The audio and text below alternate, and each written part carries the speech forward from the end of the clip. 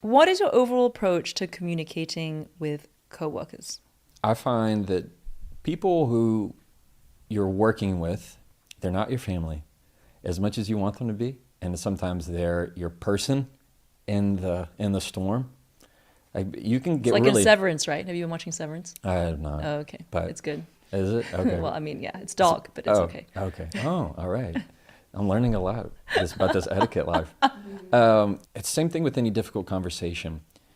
Whenever you have two people that are going through a common goal, they get closer. When you have a lot, you talk about the same thing, you communicate about the same thing, you are working towards a common objective. You typically talk bad about the same people, Yeah, your right? boss. Yeah. Yeah, you talk bad. Can you believe this? Somebody, and you're like, Yep. oh, can you? Did you see what she's wearing? Like yeah, it's like, oh, this coffee is really bad in here. You find ways of communicating with the person, whether it's by complaining. Complaining is often or gossiping about people is a very communal thing. Yes. It's like it's bonding. Well, how do you handle, let's say, a lot of different topics we could go with coworkers.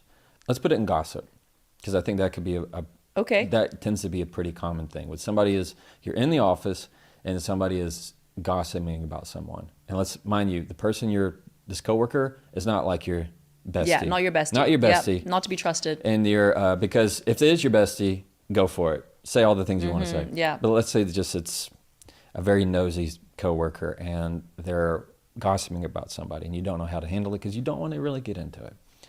Here is what I would suggest: is you go, I don't know, I'll ask them. Oh, So yes. Because anytime, then they'll be like, no, no, no, no, don't go ask them. exactly. Yes. Yeah. So you could even say, I don't know, I'll ask them. Like it has such an immediate effect of like, no, no, we're good, we're good, we're good. Or you could flip it and say, I don't know, have you asked them? And they'll typically go, no, and they'll keep talking about it. As long as you're saying that, or just a simple, I don't know. Yeah, I'm not sure. I don't know. You're not engaging in it. You're not feeding the fire. Right. You're going to realize, I can't go anywhere with this person. I will find someone else to vent Although to. I do think sometimes it is valuable to be aware of office gossip Yeah. because it is like intelligence, right? But I did, Sometimes. but I did prepare a couple other scenarios that I just thought of Okay. about how to navigate workplace tension. And one of them is the passive aggressive emailer, right? Where they're sending vague jabs disguised as politeness, using phrases like, per my last email, and just to clarify, which I find myself using them too sometimes. I've seen lots of memes about these of like somebody is saying per my last email means like look at my email. Yeah, you exactly. Idiot. Like there's ways of trying to send that. I mean, what would be a nicer way than to say per my last email? Because it's over, you're typing it, right? So there's some things that are, like when you write something, it's different communication than saying something face to face. No doubt. Well, Is it better to say like, please take a look at my last email dated March 1st? let's talk about it. Let's etiquette this out. You could, in a sense, just forward the email to them. Like I've attached the Yeah. email from March You 1st. could, yeah. Instead of the per my last email, you could just forward it to them. Yeah, and then say, did you see this? Yeah. Or you could put this friendly at just putting this at the top. Yeah, whatever. I'll do that. Like, yeah, I'll say bumping this up to the top of your inbox. Yeah, or you could have a simple. If they're like, "Hey, have you blah blah blah blah," and you've already answered this, you could just forward it to them. Like to me, I don't find that being. You don't get offended, right? Great. I'm not. No, there's some I'll people email you who next time. there's some people who would, or even if you just give like a simple yes or a no, and you forward that or attach that last email, great. It's the per my last email type of thing that has become so. I think the first time people typed it, no problem, but now it's become so part of culture to make it a much more passive thing. Right. But let's say they don't send all of that. Let's just put it as they send a snarky email. Yeah, which people do. Oh yeah, people do, and they have it. Sometimes to where, I want to, but I stop myself. yeah, I Because would I'm say an etiquette sometimes expert. I'm one of them. Yeah. No, I think that there are ways. Here's how I would handle somebody who gives passive aggressive comments at work: is you ask the question, should I read into that, or did you mean? So let's say I'm talking with you and I'm sitting in your office. Let's just put it in face to face real quick. So, and you have a comment that makes me go, I felt like that was a jab. if you feel that, you can ask the question, should I read into that comment? Yeah, that's great because the way you're saying is it's neutral. The way you're saying Yes. it's from the heart, Right. right? And it's more like a confused or curious as opposed to accusatory. Exactly. And or I love this question phrasing because it works with a lot of different things. Is asking, beginning with, did you mean? Did you mean for that to come across short? Did you mean to sound upset? Did you mean to be passive aggressive? Yeah, Maybe not. Yeah, we'll strike that one off. Yeah. You don't Okay. but if you said something as simple as, did you mean to sound upset? Yes, that's All right. great because Most likely the response you're going to get is, oh, no. that's true. No, I was doing this, and they'll justify or explain more because sometimes, especially in email, we read the negative. In text message, we hardly ever read the positive into someone's words. We read the negative. We Right. love the negative. So if I just responded to your text, okay, you're going to go, what kind of okay is Oh yeah, that? for Gen Z, that gives them like anxiety attacks now. Is that right? I have Yeah. no clue. Well, if you have this just okay, it's usually okay, like it's just the worst possible thing because you can't do anything with it. You don't know how to read into that. So typically we read the negative. Okay, I guess you're upset with me. I guess you hate me. What about the credit stealer, the person who takes credit for group work or reframes your ideas as their own in front of the boss? What should you confront them, or should you find a way to get it back to the boss that they're a credit stealer? Yeah, so what I would do is, I don't think I've ever been asked this. I wouldn't do it right then and there and go, that's my idea in front of the No. boss. Then Yeah. that makes you look Bad. needy. Yes, needy and yeah. Yeah. So what I would do is talk to that person after the meeting and begin with it. Did you mean to give them my idea? That's great. Did you mean to? I'm just loving this. Yes. Did you mean to? I need to find It's great. ways I can use this more. Yes. Did you mean to, take credit for my idea or to give, yes. Right. So did you mean to take the credit for my idea or not? Or you can say, did you mean to not mention my name in that idea? Right. So because you're really getting strategic. Did you mean to not bring up my name when you mentioned that? The response you're going to get most likely is oh no, I totally forgot. They're not going to go, yes, I. Okay, then what would you say to that? We say, then can you please tell, Do you mind? do you mind telling the boss or, right. Yes. Yeah. Do you mind adding my name? Exactly. So then I would make the ask for it. Then would it be a bad time for us to do X, Y, and Z, or would you mind raising that the next time we talk about this, or do you mind sending an email? Now, whatever that is, you're saying then I would love to have you add the mention, or it would mean a lot to me if you added the mention to And then they X, fix Y, and it. Z. Mm-hmm. What about the micromanager, right? Your boss who doesn't trust you to do your job. They hover, they overcorrect, they nitpick unnecessarily. So that's a symptom of them, not you. Yeah. And there's not much you can physically, verbally do to just change somebody's behavior, because you can really only control what you can. So how do you manage somebody who's... Yeah, you're really just managing it. Yeah. This is what comes to mind, at least right now, is if I can communicate with them to give me one little thing, give me one thing that is my own, and once you complete that task, show them that you can complete another more. And it's best to have these in little bitty conversations to where you have complete autonomy over something. And you never want to make it like what I compare micromanaging to is somebody is feeling like they are on the elevator and they feel like the elevator is going to burst out from them. So they want to press every floor. They want to check every little thing that you're doing because they're afraid something's going to get dropped. And it's, again, it's a fear within themselves, not of you. So if you can, in conversation, try to say, I would love to have full autonomy over this little thing, or make that suggestion. And if I can reach that, then I'd like a little bit more. It depends on context, but that's the mindset you want to go into. Let's move on to strangers and the art of winning people over. There's the age-old question, is it better to be liked or to be respected? Oh. What's your take? Better to be liked, because the person who is liked will naturally get more respect. And it lasts a lot longer. The people who like you or people who want to do things with you, for you, together, I find that if you can make people want to be around you, then you're going to get more people who want to do things willingly rather than out of fear. I agree with you, except maybe in a work setting, right? Because when you have strong relationships and goodwill, people are motivated to work for you.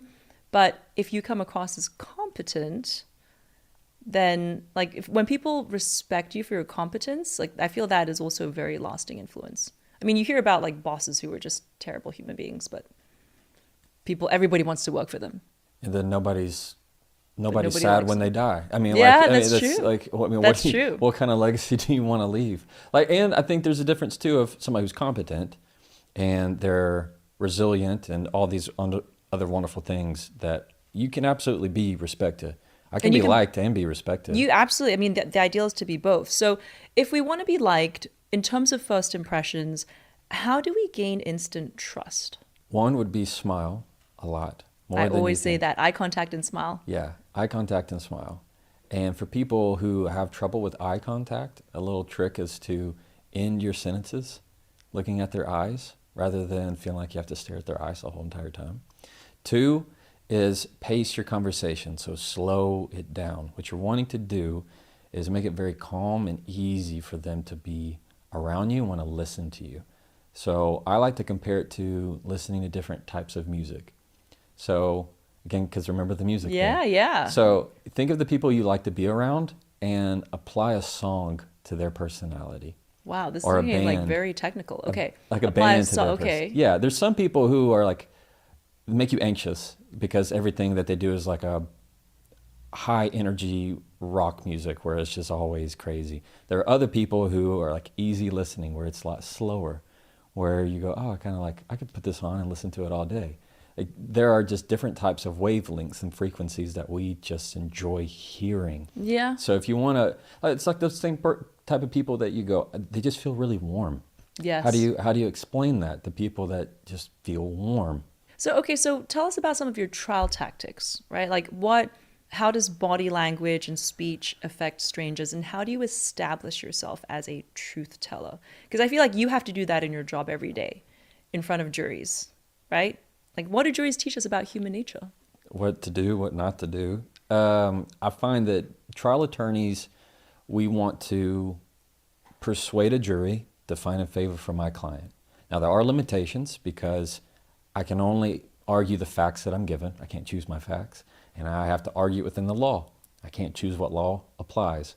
So when I am getting information, I'm wanting to make a point to somebody, it's very crucial that I am very concise. So good trial attorneys, you take 40 pages and you turn it into 2 sentences. And so same thing with my content. I could talk way longer than 47 seconds or 30 seconds. You have to find ways to make it really concise, to just the essentials of what matters. And how does that translate? It means when you're in conversations, especially difficult conversations, the less you say, the more you mean.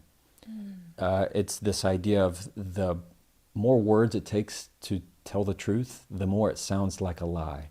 Or you say something, the more it sounds like you don't know enough about it. So when you have to give information to somebody or respond, you want to keep your sentences very short and very concise. It's much, much better. I like to term it as, instead of being a waterfall of information, you want to be a well, to where they always find they just want a little bit more at a time. And you know what? I can actually think of people that I know who are, people who are wells and people who are waterfalls. I think I'm gonna use that to distinguish between friends now. Oh, cool. I love it. And then how about using voice and vulnerability to persuade? Voice and vulnerability. Yeah. Because you talk about how you use that in your courtroom. Mm-hmm. The people who talk fast are the people who are typically not listened to in a courtroom, because it's very hard to keep up with them. You have a lot of different people who have different styles. And when I can slow my words down, especially on important points, the more they're going to be remembered. At the end of the day, that's what I want these 12 people to do. Remember, when they go back to deliberations and it's been 2 weeks, 3 weeks of trial, I'm going to need them to remember certain things. and other times they won't. So if I can slow my words down, they have more Weight. punch. Like there's a difference between me saying, I already told you I'm not going to do that, versus I already told you I'm not going to do that. Like which one has more weight to it? Which one shows I'm more in control? I have more confidence. I have more weight in the conversation that I'm not going to be moved. It's always the second one. And what about vulnerability? Yeah, vulnerability is wonderful in conversation because it naturally removes people's defenses. If I can tell you before I'm having a conversation that I'm feeling nervous about it, you're not going to get upset or like nervous. How dare you? It's like, oh no, it's okay. We can talk. What's going on? The other person want to protect you. Yeah, we now want to almost kind of take your hand in the Yeah. conversation. No, I'm listening. I'm listening. So there's a guy who I have not had a trial against him, but I've seen him, and he is not a guy who's very tall and are big. He's a smaller guy, and in trial, he gets very nervous in front of other people, which is very weird as a trial attorney, but it happens. And Why did he choose to go into this profession? Because he's passionate about advocating for people. I mean, it's the justice element. It's wanting to help Yeah. people for the right reasons. And he does such a masterful job when he's in the courtroom. He'll tell the jury, he'll go, now just so you know, I get a little nervous in front of people that is so talking. cute. And that's what every person in the jury thinks right there. Okay? And you know what they do? They go, I love this person. Forget the case. I don't care. Your client wins. Like that's what happens. If they don't like the attorney, they're not going to like the client. If they don't like the attorney, you're going to lose. They're not going to find in favor of somebody that they don't like, and they will find reasons for that. But when he starts to kind of stutter and say, I get nervous, but I'm gonna represent my client. Like everybody in the courtroom just goes, It's like a hero, yeah. just take the money. Like everybody just loves the guy. And so, but that's what happens every day. Somebody who's nervous in conversation, we root for them. We want to see them succeed. And so being vulnerable is very much a strength. When you can tell someone how you're feeling in that moment, or you're telling someone, you know, I'm not perfect. right? Exactly, because perfection's not relatable. Yeah. Vulnerability, struggles are. So when you can tell someone what you're struggling with, so the takeaway here, if I tell somebody, I'm struggling to find the words to say this, or I'm struggling to control my nerves right now. Yeah. You are just showing a little bit of yourself to make them feel, oh yeah, I know that feeling. Yeah. And they're going to want to take your hand in that conversation, and it's going to go better. And you can apply this to anything, to love, to career, to Yeah. friends, to strangers. As long as you're not doing passively of like, I struggle to understand how you could possibly, like you don't want to use that. That's not the kind of struggle we're after. So my favorite quote of yours is that smart people never win arguments because you lose the relationship. Yeah, when you set out to win an argument, you will often lose the relationship. It is this idea that you can, if you set out to win every argument, all you do is win their contempt. You've won to be the first to apologize, most likely.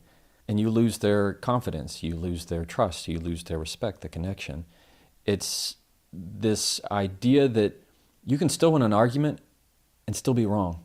It does Yeah. nothing. It does nothing. And so when you start to pull your way and I start to pull mine, all we do is make the knot tighter. It makes it harder to undo. And it takes longer for us to undo the knot. So instead of seeing arguments as something to win, I want you to see them as something to unravel. Because it's all that it is. Arguments are just a window into somebody's struggle in that moment. What are they truly struggling with?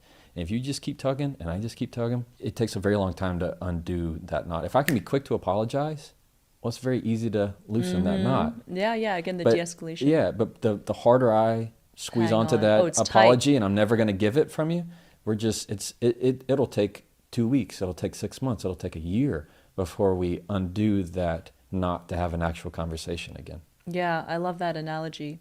And I feel that when we think of them as difficult conversations, From you, arguments, Just- if we it handle them well, it actually is an opportunity to deepen a relationship. Like Yeah. when I think about the relationships I've been in, usually after you have that difficult conversation, then you come away thinking, oh, I have more of a connection. Absolutely, with that other because you've person. been through the difficult with them. Like Yeah. you've been through the hard stuff. Yes. The ones you are. And that's meaningful. It's super meaningful because you created bonding in the struggle together. It's this idea that deeper connection you want to have with somebody, then the deeper tolerance you must have for difficult conversation. If you've only had surface level conversations, you're going to have a surface level relationship. Yeah. And the people that are able to go deep with you on something, even when it's hard, even when you're tearing up and sometimes you yell, and you've experienced that, because that means I'm still here even when you're showing me all of your flaws. It means I'm still here and I still want to be here with you. And that means something to people. That is beautiful. If you enjoyed that clip and want to see the rest of the conversation, you can click right here. Or if you want to see the latest episode of the Jefferson Fisher podcast, click right here and I'll meet you there.